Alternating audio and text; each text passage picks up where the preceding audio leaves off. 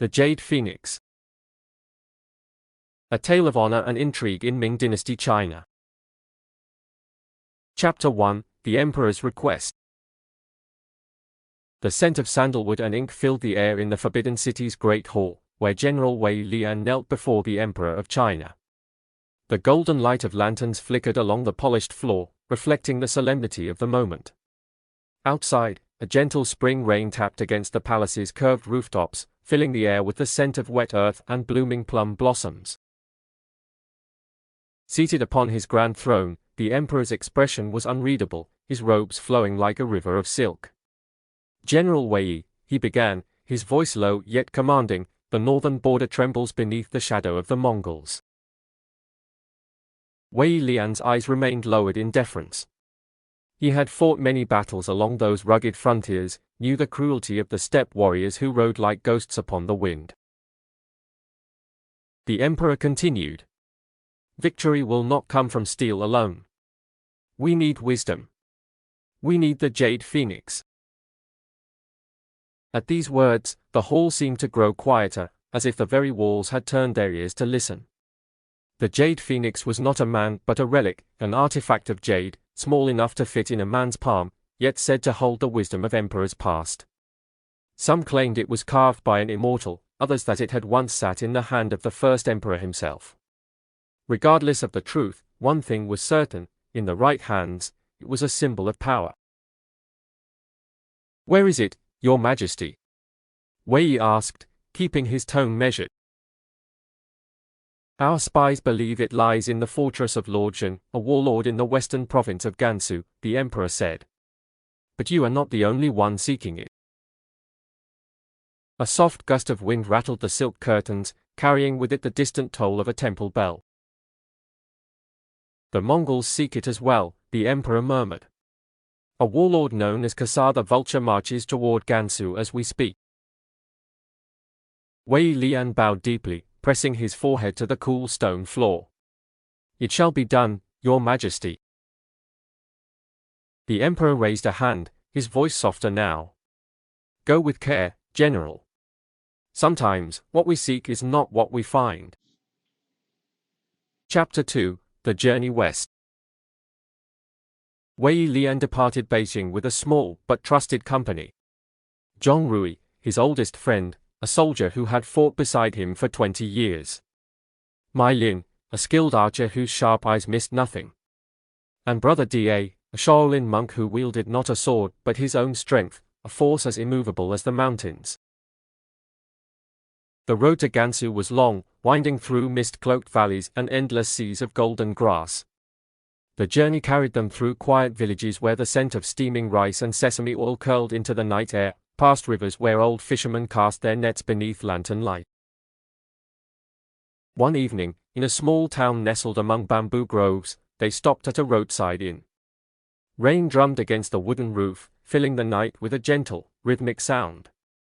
The innkeeper, an elderly man with a voice like creaking wood, served them hot tea and bowls of hand-pulled noodles. As they ate, a pair of merchants at a nearby table spoke in hushed tones.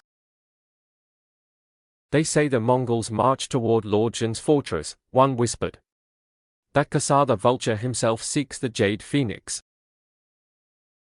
Mei Lin set down her teacup. "We cannot let him reach it first." Wei Lian nodded, staring into the candle's flickering flame. "Then we ride through the night." Chapter 3, The Fortress of Lorjan. By dawn, they reached Lorjan's fortress. It was an imposing structure of stone and iron, perched atop a jagged cliff.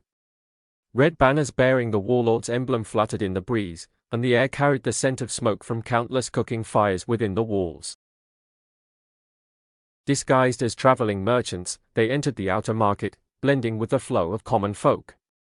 The marketplace was alive with the clatter of coins and the murmur of trade. A woman sold baskets of lychees, their sweet scent filling the air, while a blacksmith pounded steel into shape. As night fell, Wei and his companions crept along the fortress's outer wall, their footsteps silent as shadows. Scaling the stone was slow, each handhold slick with dew, but they reached the top without a sound. Inside the grand hall, Lord Zhen sat upon a throne of lacquered wood, feasting. Before him, resting upon an ornate pedestal, was the Jade Phoenix.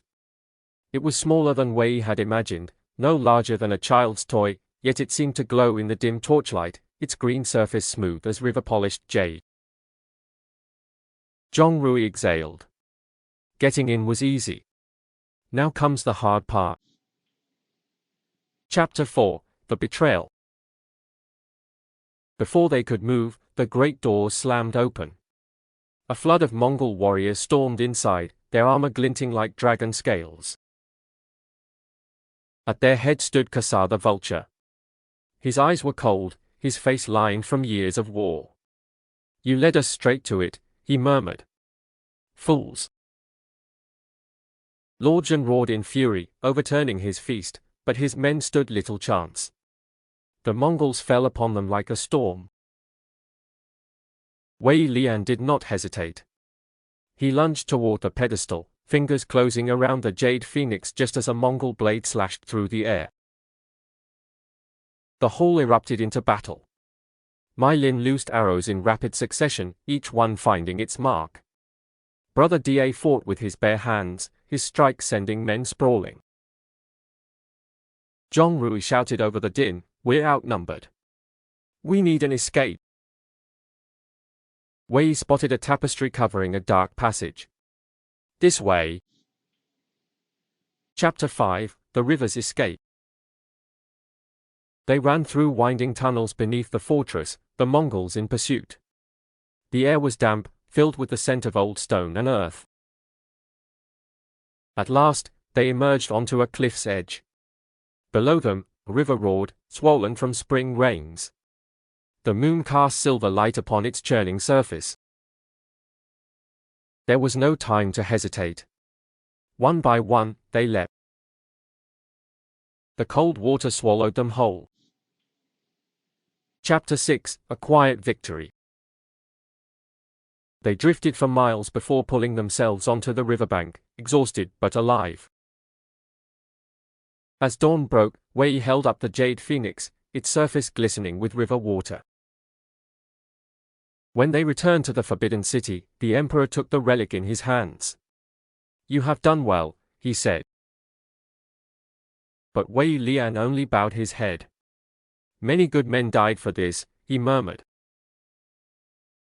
The Emperor studied the artifact for a long moment. Then he smiled faintly. "Wisdom does not lie in stone," he said, "but in those willing to seek it." Outside, the morning sun bathed the palace in gold, and somewhere in the distance, a temple bell tolled. And so, the Jade Phoenix returned to the heart of the Ming Dynasty, its legend whispered for generations to come.